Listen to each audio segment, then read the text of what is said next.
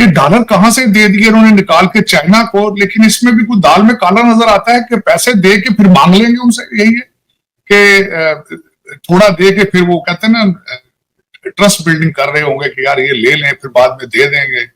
आपको चाहिए फ्रॉड की यूनिवर्सिटी खोले लाहौर के अंदर, बड़ी अच्छी, बहुत दाखला होगा, बड़े बड़े दूर से लोग आएंगे फ्रॉडी पढ़ने के लिए वहां। PhD इन फ्रॉडोलॉजी इसका नाम रखे हैं। ऐसा ही लगता है सर, अब यही करना रह गया। आप जो स्कॉलर 76 साल इस फील्ड के ऊपर आपने रिसर्च की है फ्रॉड के ऊपर, तो you are expert on it. कुछ भी ये भी है, इससे ही पैसे बना ले। हम फॉर द मास्टर्स इन फ्रॉडोलॉजी और मास्टर की डिग्री आप दे लोगे, यहाँ से अमेरिकन जाया करेंगे आपके पास पढ़ने, फ्रॉडी जितने सारे। यहाँ पे तो फ्रॉड के लोगों को इंटरेस्ट होता है ना। फ्रॉड भी एक सब्जेक्ट, इससे बहुत बड़ा सब्जेक्ट। मैं बल्कि किसी की बुक पढ़ रही थी मैं 1-2 दिन पहले एक साहब की, तो उसमें उन्होंने लिखा कहीं यूरोप के सफर पे गए थे, तो वहां सिस्टम ये था कि बस में ट्रैवल कर रहे हैं तो जो उतरेगा वो उतरते हुए किराया डालेगा और निकल जाएगा वो। तो उन्होंने किसी से पूछा कि अगर कोई किराया डाले बगैर चला जाए तो आप लोग क्या करते हैं, तो कहते वो इतने हैरान हुए कि क्या ऐसा भी हो सकता है। मैंने कहा उनको बताइए कि अब पाकिस्तानी आने लगे, अब होगा ऐसा। मेरे दोस्त आते थे पाकिस्तान से, मेहमान आते, वो सबसे पहले तो जब मैं उनको शॉपिंग सेंटर में ले, कहते यार ये चीजें सारी खुली पड़ी, जो मर्जी उठा ले। मैंने कहा हाँ उठा के वहां पैसे देने होते हैं। कहते अच्छा यार जो मर्जी ले ले। अक्सर मैंने लोगों को देखा जाके खोल के पानी की आधा जूस का बोतल पी के बंद करके वही डाल देते। ट्रेन स्टेशन पे जाते हैं तो अक्सर मुझसे पूछते थे यार ये ऊपर से ये पैसे डाले तो खुलता है अंदर जाता है, तो अगर ऊपर से छलांग मार के गुजर जाए तो फिर। मैं चले जाए, अगर जाते हैं क्या फर्क पड़ता, चले जाए अगर आपका जमीन आपको गौरव। अक्सर मैं पाकिस्तान में देखता हूँ वहां खाते हैं गाड़ी से उसको छिलका बाहर।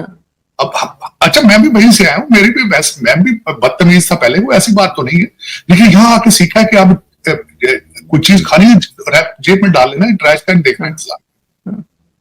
हम लोग भी, मैं खुद, हम यहाँ के इंसान बनते हैं, वहां पे तो फिर आपको पता है ना जंगल से आए हैं, किसान चीख रहे हैं, दो लोग बैंकरप्सियां दे रहे हैं। बैंकरप्सियां देनी है, पहले कंट्री बैंकरप्ट है, लेकिन मसला ये है कि जो दूसरी न्यूज है उस पर मैं हैरान हूं। कोई प्लान नहीं था, सडनली जिस तरह कहते हैं ना पैराशूट के जरिए चले गए, उतर गए वहां पे दुबई के अंदर। मैं हैरान हूं। और जाते ही 2 स्टेटमेंट है, दोनों कंट्रोवर्शियल है। एक तो उन्होंने कहा भाई मैं यहाँ पैसे मांगने नहीं आए, हम तो ट्रेड करने आए हैं। क्या ट्रेड करेंगे भाई आप? कुछ चीज आपके पास है कोई हो सकता है कोई आलू प्याज ले गए और साथ कोई 10-10 किलो घटा, और क्या देंगे भाई? बिजली आपकी इतनी महंगी है, यहां से कोई भी चीज बना के आप एक्सपोर्ट नहीं कर सकते।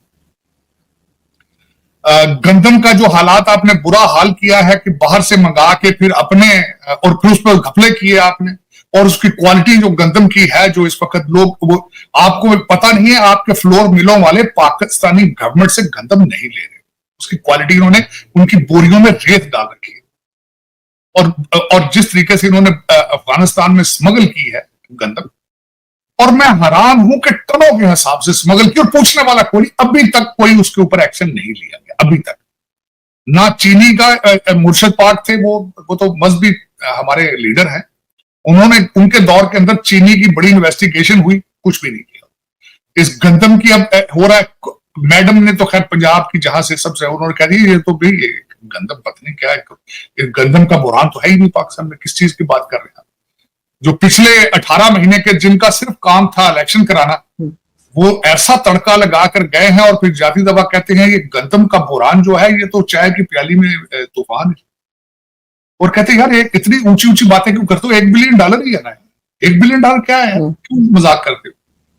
मैं हैरान हूं। तो लेकिन आरज़ू मेरी समझ से बाहर है कि आप कैसे मूव कर पाएंगे आगे चलने, आने वाले दिनों में किस तरह बढ़ेंगे, किस तरह सर्वाइव करेंगे, बड़ा मुश्किल होता जा रहा है। सर ये पैसा कहाँ से लाएंगे? तो चाइना के इंजीनियर या चाइना के जो यहाँ पे लोग रहते हैं वर्कर्स, उनको तो अक्सर ही मारा जाता रहता है, फिर ये क्या करेंगे? हर बार पैसा देंगे, पेमेंट करेंगे, रोकेंगे नहीं? कोई दाल में काला है इसमें, मुझे समझ नहीं आ रही है। आपके वजीर आजम, जो साबका वजीर आजम है नवाज शरीफ साहब, वो भी चाइना जा चुके हैं। वो तो खैर अपना कारोबार कोई ढूंढ रहे थे, अपने दोते को इंट्रोड्यूस कराने ले गए थे, जुनैद सफदर को साथ ले गए थे, और उसके बाद कोई दाल में काला नजर आता है। ये ऐसा हुआ नहीं कभी। हम तो भाई लेने वाले हैं, देने वाले तो नहीं है। हमारी तो कौम देती नहीं कुछ नहीं। आप तो ट्रैश भी नहीं फेंकते भाई, आप तो ट्रैश भी नहीं देते हो किसी को, आप तो कपड़े उतारते हो आसपास के लोगों के। मुझे कुछ समझ नहीं आ रही है कि जो चाइना को इन्होंने पैसे दे दिए, शहबाज शरीफ साहब जो है वो चले गए वहां, उधर से कहा मैं तो तिजारत करने आया हूं, मैं गुजर रहा था रास्ते से, मैंने कहा आपसे तिजारत कर ली जाए। वो इस तरह का बयान उन्होंने दिया जाती भाई। ना आपके पास आटा है, ना खाने को है, ना कुछ चीज बेचने को है, ना पैसा खरीदने को है आपके पास, तो पता नहीं पे ट्रेड किस चीज का कर। कोई मेरी समझ से बाहर चीजें। मैंने आपको बताया, मैं हैरान कम परेशान ज्यादा हूं कि ये दोनों खबरें लगता है किसी ने, कहते दुश्मनों ने झूठ बोला है। सही है, इस तरह की खबर आई नहीं कभी पाकिस्तान से। वरना सर हमारी तो ऐसी खबरें आती हो जैसे वो टर्की में या तुर्किया में वो जो 3 पाकिस्तानियों ने इंडियन को किडनैप किया, $24,000 मांगे थे लेकिन पकड़े गए। आरजू ये पहली दफा नहीं, मैं आपको मजे की बात बताता हूँ, क्योंकि मैं खुद यूरोप जाता रहता हूँ, मेरे बहुत जान पहचान है वहां पे, मेरी फैमिली काफी यूरोप में कई सेटल है। वहां पे ये पहली दफा उन्होंने भारतीय शहरी को उन्होंने किडनैप किया है, वरना रूटीन है ग्रीस के अंदर, इटली के अंदर, स्पेन के अंदर, कि ये किसी बच्चे का पता चल जाए कि इसके माँ बाप के पास पैसे हैं, पीछे इनकी जमीन है, कारोबार है, उसको किडनैप कर लेते हैं पाकिस्तानी बच्चे, फिर उसको मार मार के उसकी वीडियो बना के पीछे भेजते हैं, फिर पैसे लेते हैं उससे। ये तो एक बहुत पुराना ये सिलसिला है, ये कोई नया नहीं है। हाँ, ये जरूर नया है कि पहली दफा वो भारतीय थे तभी पकड़ भी गए। उसकी वजह यह है कि जाहिर है वहां भारत की एम्बेसी ने अपना असर रसूख इस्तेमाल किया होगा, हमारे तो पूछते नहीं। आपको पता ही, आपके इस वक्त जो बच्चे पाकिस्तान में फंसे हैं, वहां बेचारे रोजाना वीडियो बना बना के रो रहे हैं, चीख रहे हैं, कोई पूछने वाला नहीं, कोई पुरसाने हाल नहीं। बल्कि मेरी इंफॉर्मेशन के हिसाब से वहां पे कुछ छोटा सा हमला, 3-4 बंदों की एम्बेसी है आपकी, उन्होंने भी अपने फोन बंद कर दिए, ब्लॉक कर दिए, या उठाते हैं, उठा के बंद कर देते। तो हमारे तो फिर कोई पूछने वाला कोई नहीं होता ना। एम्बेसियों के अंदर आपके कौन से मुलाजिम, आपको पता कौन होते हैं मुलाजिम? आप पाकिस्तान के ताकतवर लोगों के बच्चे होते हैं, एम्बेसियों में लगाए जाते हैं सिफारशी तौर, और जजों जर्नैलों के और ये सियासतदानों के साले बहनोई लड़के, ये सारे इस तरह वो उन्हें पता होता है कि हमें ना कोई निकाल सकता है, ना हमें ट्रांसफर कर सकता है, वी आर इनविंसिबल। और सिर्फ 2 काम आपकी एम्बेसियां करती हैं, शनाख्ती कार्ड रिन्यू करते हैं या फिर कोई पासपोर्ट रिन्यू करते हैं, और कुछ भी नहीं। आपको देखे ना, एम्बेसी क्या होती है? आपके रिलेशनशिप दूसरे कौमों के साथ, तिजारत। मुझे आज तक याद है कि एक दफा एक इकोनॉमिक मिनिस्टर था किसी एम्बेसी का, तो उसने थोड़ी बदतमीजी की किसी पाकिस्तानी के साथ। मैं भी बैठा था, मैंने कहा यार इस तरह तो ना करो, इसके साथ क्यों इस तरह बदतमीजी से पेश आ रही हो? तो उसने बड़ा अकड़ के कहा, मुझे पता था वो किसी का साला था, वो ब्रदर इन लॉ था उसने। तो कहता मैं इकोनॉमिक मिनिस्टर हूं। मैं कहा यार जिस कंट्री की इकोनॉमी को नहीं, तो उसका इकोनॉमिक मिनिस्टर किधर आ गया यार? कुछ अकल की बात करो। तुम यहाँ घूमने फिरने आए हो, सिफारिशी हो, एंजॉय करो, हनीमून पर हो, एंजॉय करो। तुम्हारा क्या काम है इकोनॉमिक्स के साथ? तुम्हें तो इकोनॉमिक्स के स्पेलिंग नहीं आते, तुम तो अपने बहनोई की वजह से आ गए, जीजा जी की वजह से यहाँ घूम रहे हो, वॉशिंगटन डीसी में याशियां कर रहे हो, सिगरेट पी रहे हो, चाय पी रहे हो।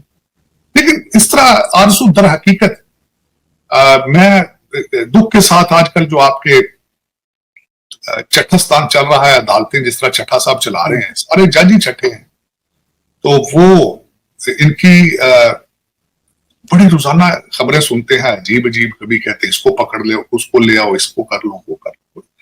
आज फिर ताड़ साहब अलग अपनी सफाइयां पेश करते फिर रहे हैं कि जजों का काम सियासी बयान देना नहीं है। वैसे जाती तौर पर मैं कहूं जजों को वाकई बयान नहीं देने चाहिए, जजों के फैसले बोलते हैं।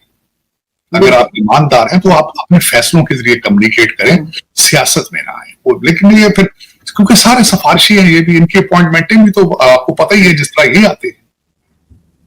जिस कौम के अंदर आपने शराफत प्रमोट करना छोड़ दिया हो, जहां आपका कोई डेस्टिनेशन ही कोई ना हो, इस वक्त आपके जो ज्यादातर जो है इस वक्त आपके जजेस हैं, उनके बच्चे सारे डुअल सिटीजन हैं, बाहर बैठे हैं, बस वो वहां से कमा के उनको भेज रहे हैं, टोरंटो में चले जाएं, आप लंदन में चले जाएं, और आपकी एजेंसियों को सब पता है। ऐसी बात को हम नई बात नहीं कर रहे हैं, लेकिन यही है, आपकी एजेंसियों को चलाने वाले भी जो उनके बच्चे बाहर ही हैं, जिस तरह आपने देखा ना SST राव इनवार का सारी दुनिया को पता। कंगाल मुल्क पाकिस्तान की फजीहतें बढ़ती जा रही हैं। एक तरफ कर्ज बढ़ता जा रहा है तो वहीं दूसरी तरफ अब चीनी नागरिकों की मौत के बदले 72 करोड़ रुपए का हर्जाना चुकाना पड़ रहा है। दरअसल हाल ही में पाकिस्तान के अंदर चीनी नागरिकों के काफिले पर आतंकी हमला हुआ था, जिसमें 5 चीनी नागरिकोकों की मौत हो गई थी। डॉन की एक रिपोर्ट के मुताबिक पाकिस्तान इस हमले में मारे गए चीनी नागरिकों के परिवारों को बदले में 2.58 मिलियन अमेरिकी डॉलर यानी 72 करोड़ पाकिस्तानी रुपए देगा। बता दें कि इस समय इंटरनेशनल मार्केट में 1 अमेरिकी डॉलर की कीमत 269 पाकिस्तानी रुपए के बराबर है। दरअसल पाकिस्तानी वित्त मंत्री मोहम्मद औरंगजेब की अध्यक्षता में पाकिस्तान के अंदर एक बैठक हुई, जिसमें हर्जाना देने का फैसला किया गया है। दरअसल 26 मार्च को पाकिस्तान के खैबर पख्तूनख्वा के शंगहाला में एक सुसाइड अटैक हुआ था, जिसमें 5 चीनी नागरिक मारे गए थे। आत्मघाती हमलावरों ने उनके काफिले को निशाना बनाया था और विस्फोटकों से भरी कार चीनी नागरिकों के काफिले में घुसा दी थी। चीनी नागरिकों पर इस्लामाबाद से खैबर पख्तूनख्वा के कोहिस्तान जाने के दौरान हमला किया गया था।